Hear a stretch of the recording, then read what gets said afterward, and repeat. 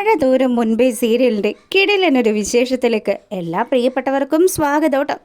അങ്ങനെ നമ്മുടെ സ്റ്റാൻലിയെ അന്വേഷിച്ചുകൊണ്ട് ബാലേന്ദ്രനും ഗോവർദ്ധനും കൂടി എത്തിയിരിക്കുന്നത് വലിയൊരു പുലിമടയിൽ തന്നെയാണ്. സ്റ്റാൻലി ആരാണെന്നും അതുപോലെ അയാളെക്കുറിച്ചുള്ള ഏകദേശ രൂപവും ചായക്കടക്കാരനിൽ നിന്ന് അറിയാണ് ബാലേന്ദ്രമേനോൻ. അതിനുശേഷം അയാൾ എങ്ങനെയായിരിക്കും നേരിട്ടിട്ടുണ്ടാവുക, അലീനയെക്കുറിച്ചും വൈജയന്തിയെക്കുറിച്ചുമുള്ള കാര്യങ്ങളൊക്കെ ബാലചന്ദ്രൻ സ്റ്റാൻലിയുടെ അടുത്ത് പറഞ്ഞിട്ടുണ്ടാവുമോ തുടങ്ങിയ കാര്യങ്ങളൊക്കെയാണ് ഇന്നത്തെ വീഡിയോയിൽ ഉൾപ്പെടുത്തിയിട്ടുള്ളത്.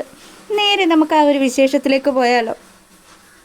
പുറത്ത് കാറിൻ്റെ ശബ്ദം കേട്ടുകൊണ്ടാണ് ഒരു പരിചാരകൻ ബംഗ്ലാവിനുള്ളിൽ നിന്നും പുറത്തേക്ക് വന്നു.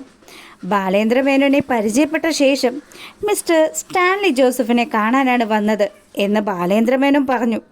അപ്പോൾ അദ്ദേഹം അകത്തുണ്ട്, ഞാൻ പോയി അനുമതി വാങ്ങിയിട്ട് വരാമെന്നും പറഞ്ഞ് അയാൾ അകത്തോട്ട് പോയി. ആ സമയത്ത് ബാലചന്ദ്രൻ ആ വീടിൻ്റെ പരിസരമൊക്കെ ശ്രദ്ധിച്ചു നിൽക്കുക. വീടിൻ്റെ മുൻഭാഗത്ത് വിശാലമായ ഒരു വരാന്തയും മേൽക്കൂര താങ്ങി നിർത്തുന്ന അനേകം മരത്തൂണുകളും ഉണ്ടായിരുന്നു. മുറ്റത്തിൻ്റെ ഒരു കോണിൽ ഉയരമുള്ള ഒരു കോൺക്രീറ്റ് തൂണിന് മുകളിൽ പ്രാവുകൾക്കായി നിർമ്മിച്ച വലിയൊരു കൂടും അതിനു ചുറ്റും പറന്ന് നടക്കുന്ന നിരവധി പ്രാവുകളെയും ബാലേന്ദ്രൻ ശ്രദ്ധിച്ചു. തുടർന്ന് താഴേക്ക് നോക്കിയപ്പോഴാണ് വീടിൻ്റെ മറ്റൊരു ഭാഗത്ത് നായ്ക്കൾക്കായി ഒരുക്കിയ ഒരു വലിയ നിരകളുള്ള കൂടും കാണാനായിട്ട് സാധിച്ചത്. കൗതുകത്തോടെ ചുറ്റുപാട് നിരീക്ഷിച്ചു കൊണ്ടിരുന്നപ്പോഴാണ് പരിചാരകൻ തിരികെ എത്തിയത്. സാർ, അകത്തേക്ക് വരൂ എന്ന് പറഞ്ഞതോടെ തന്നെ ബാലേന്ദ്രമേനോൻ അയാളുടെ പിന്നാലെ ആ ബംഗ്ലാവിനുള്ളിലേക്ക് നടന്നു. പഴയ ശൈലിയിൽ നിർമ്മിച്ച വിശാലമായ മുറികളൊക്കെയുള്ള ചുവരുകളിൽ മൃഗങ്ങളുടെ കൊമ്പും പഴയ അലങ്കാര വസ്തുക്കളും, ഒരു വശത്ത് പഴക്കമുള്ള സോഫകളും മറുവശത്ത് വലിയ അലമാരകളും. അവസാനം അവർ ഒരു വലിയ ഹാളിലേക്ക് കടന്നു. അവിടെ കയറിയ നിമിഷം ബാലേന്ദ്രമേനോൻ നിശ്ചലനായി. ഹാളിലെ സോഫകളിലും കസേരകളിലും കാർപ്പറ്റുകളിലും വിവിധ ഇനത്തിലുള്ള വലിപ്പത്തിലുമൊക്കെയുള്ള നിരവധി നായ്ക്കൾ വിശ്രമിക്കുന്നു. എല്ലാ കണ്ണുകളും ഒരേ സമയം ബാലേന്ദ്രൻ്റെ മേലേക്ക്. ഹാളിൻ്റെ മധ്യഭാഗത്ത് ഒരു വലിയ സോഫയിൽ ഒരാൾ ഇരിക്കുന്നുണ്ടായിരുന്നു. അയാളുടെ ഇരുവശങ്ങളിലും ഭീമാകാരനായ 2 നായ്ക്കൾ. മുന്നിലെ ടീപ്പോയിൽ മദ്യക്കുപ്പിയുണ്ട്, സോഡ, ഗ്ലാസ്, ആഷ്ട്രേ, ചില സാധനങ്ങളൊക്കെ നിരത്തി വെച്ചിരിക്കുന്നു. ഒരു നായ അയാളുടെ മടിയിൽ തലവെച്ച് കിടക്കുകയായിരുന്നു. നായയുടെ തല പതുക്കെ മാറ്റിയ ശേഷം അയാൾ എഴുന്നേറ്റു. വെൽക്കം വെൽക്കം എന്ന ഉറച്ച ശബ്ദത്തിൽ പറഞ്ഞതോടെ 2 നായ്ക്കളും സോഫയിൽ നിന്നും ചാടി ബാലേന്ദ്രമേനോൻ്റെ അടുത്തേക്ക് ഓടിയെത്തി. പെട്ടെന്ന് നമ്മുടെ ബാലേന്ദ്രൻ ശരിക്കങ്ങ് ഭയന്നു കേട്ടോ. ഭയന്ന് വിറച്ച് ഒരു ചുവട് പിന്നോട്ട് വെച്ചപ്പോൾ അയാൾ ചിരിച്ചുകൊണ്ട് പറഞ്ഞു, don't be afraid mister Menon, ഇത് ഒരു സെക്യൂരിറ്റി ചെക്ക് മാത്രമാണ്. നായ്ക്കൾ ബാലേന്ദ്രമേനോൻ്റെ കാലുകളും കൈകളും മണത്തു നോക്കി. തുടർന്ന് മുഖത്തേക്ക് നോക്കി നിൽക്കുകയും പിന്നെ തിരിയുകയും സോഫയിലേക്ക് പോയി ഇരിക്കുകയും ചെയ്തു. അപ്പോഴാണ് ബാലേന്ദ്രമേനോൻ്റെ ശ്വാസം നേരെ വീണത്. ഈശ്വര, എന്ത് കഷ്ടമാണ്! ഇങ്ങനെയൊക്കെ ഒരാൾക്ക് താമസിക്കാൻ പറ്റുമോ? അങ്ങനെ നമ്മുടെ ബാലേന്ദ്രൻ ഒരു നിമിഷം ആലോചിക്കുക. Welcome mister Balendramenon, glad to meet you. ഞാൻ സ്റ്റാൻലി ജോസഫ്. അയാൾ കൈ നീട്ടി. ബാലേന്ദ്രമേനോൻ ആ മനുഷ്യനെ സൂക്ഷിച്ചു നോക്കി. പ്രായം 50-നും 60-നും ഇടയിൽ കാണും. തടിച്ച ശരീരമാണ്, വലിയ കണ്ണുകൾ, നര കയറിയ മുടി, കട്ടിയുള്ള മീശ, ആത്മവിശ്വാസം നിറഞ്ഞിട്ടുള്ളൊരു മുഖഭാവവും. തൻ്റെ ഭാര്യയായ വൈജയന്തിയുടെ ജീവിതത്തിൽ ആഴത്തിൽ ബന്ധപ്പെട്ട ഒരാളാണ് തൻ്റെ മുന്നിൽ നിൽക്കുന്നതെന്ന് ബാലേന്ദ്രമേനോൻ തിരിച്ചറിഞ്ഞു. അയാൾ കൈ നീട്ടി ഷേക്ക് ഹാൻഡ് നൽകി. ഇരിക്കൂ. സ്റ്റാൻലി ജോസഫ് കസേര ചൂണ്ടിക്കാട്ടി.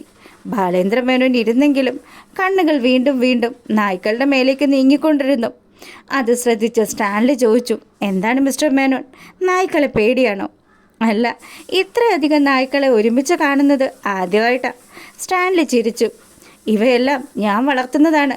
മനുഷ്യരെക്കാൾ നന്ദിയുള്ളവയാണിവർ. നമ്മൾ കൊടുക്കുന്ന സ്നേഹം ഇരട്ടിയായി തിരിച്ചു തരുന്ന ജീവികൾ.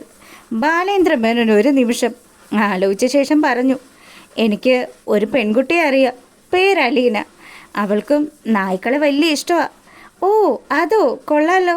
സ്റ്റാൻലിയുടെ മുഖത്ത് കൗതുകം തെളിഞ്ഞു. ചെറുപ്പം മുതൽ അവൾ നായ്ക്കളോട് വലിയ അടുപ്പമുള്ളതാ. വഴിയിൽ കാണുന്ന നായ്ക്കൾ പോലും അവളെ കണ്ടാൽ പരിചയമുള്ളവരെ പോലെ അടുത്തു വന്നു ഇടപഴകുന്നത് കാണാം. അങ്ങനെയാണോ? ആഹാ, എങ്കിൽ ഒരിക്കൽ അവളെ ഇവിടെ കൊണ്ടുവരണം. ഇത്രയധികം നായ്ക്കളെ ഒരുമിച്ച് കാണുന്നത് അവൾക്ക് വലിയ സന്തോഷമായിരിക്കും. ബാലേന്ദ്ര മേനോൻ മന്ദഹസിച്ചു. അതിനെക്കുറിച്ച് സംസാരിക്കാനാണ് ഞാൻ ഇന്നിവിടെ വന്നിരിക്കുന്നത്. ആ മറുപടി കേട്ട് സ്റ്റാൻലി ജോസഫിൻ്റെ മുഖഭാവം മാറി. അതെന്താണ് അർത്ഥം എന്നുള്ള രീതിയിൽ ബാലേന്ദ്ര മേനോൻ കസേരയിലേക്ക് ഒന്നുകൂടി ചാഞ്ഞിരുന്നു. സ്റ്റാൻലി ജോസഫ് എന്ന പേരിനെക്കുറിച്ച് ഒരുപാട് കേട്ടിട്ടുണ്ട്, പക്ഷേ ഇന്നാദ്യമായിട്ടാണ് നേരിൽ കാണുന്നത്. സ്റ്റാൻലി ഗൗരവത്തോടെ അയാളെ നോക്കി. അവരുടെ ജീവിതത്തിൽ മാറ്റിമറിക്കാൻ പോകുന്ന ഒരു സംഭാഷണത്തിൻ്റെ തുടക്കം തന്നെയായിരുന്നു അത്.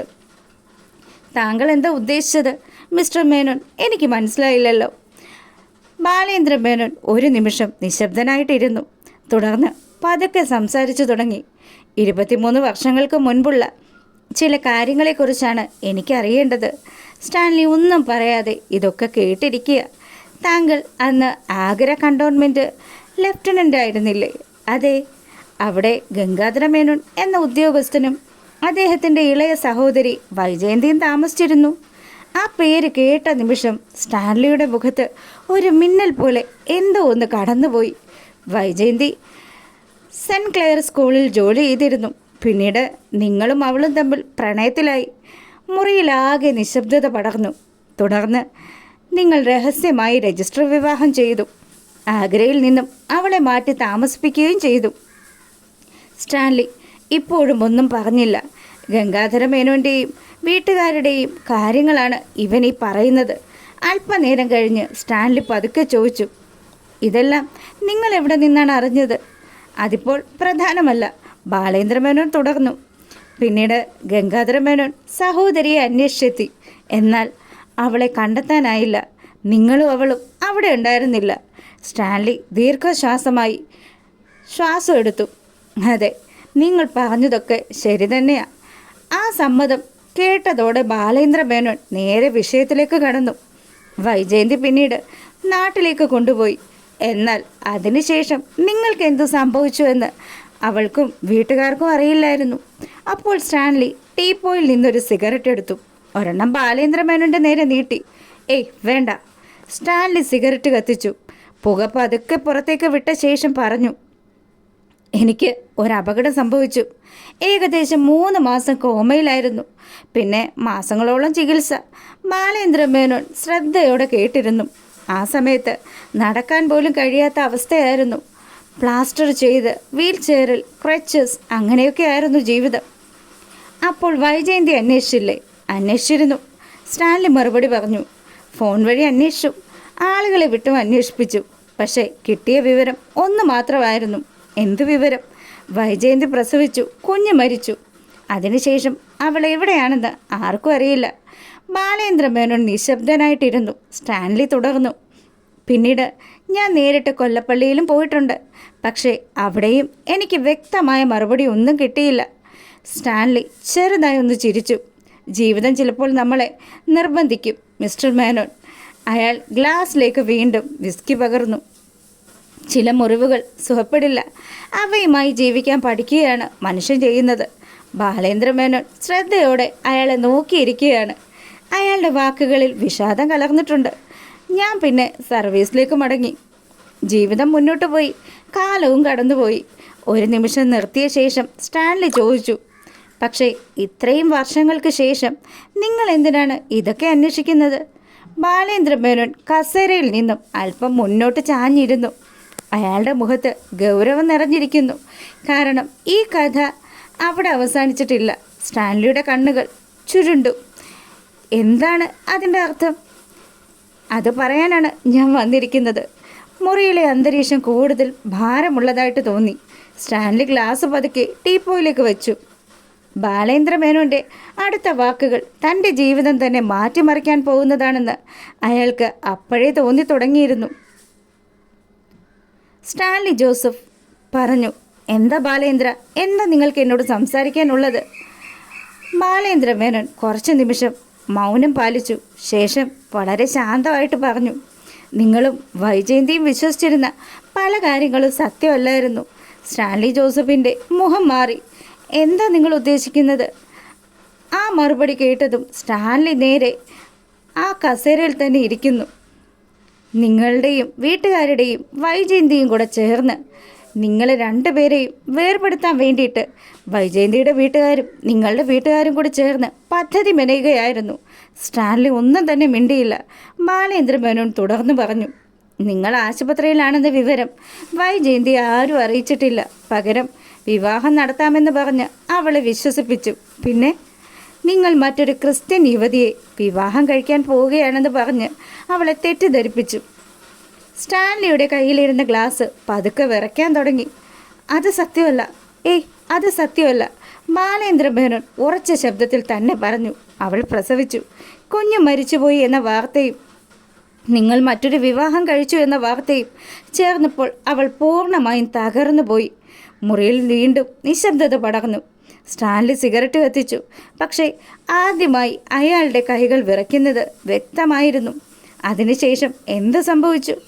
ബാലേന്ദ്ര മേനോൻ നേരെ സ്റ്റാൻലിയുടെ കണ്ണുകളിലേക്ക് നോക്കി. അതാണ് ഏറ്റവും വലിയ സത്യം. അയാൾ ഒരു ദീർഘനിശ്വാസം വിട്ടു. നെയ്യാറ്റിൻകരയിലെ ആശുപത്രിയിൽ വൈജയന്തി പ്രസവിച്ച കുഞ്ഞ് മരിച്ചുപോയി എന്നാണ്